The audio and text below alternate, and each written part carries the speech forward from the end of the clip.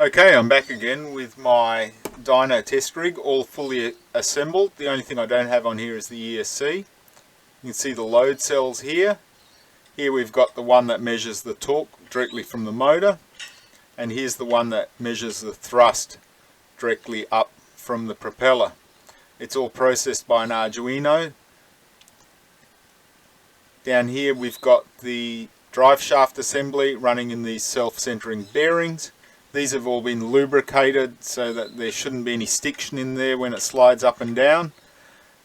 I think that'll even be minimized when you add the vibration of the prop spinning. I don't think anything's going to happen there, but if I need to, I'll look at putting some linear bearings in there.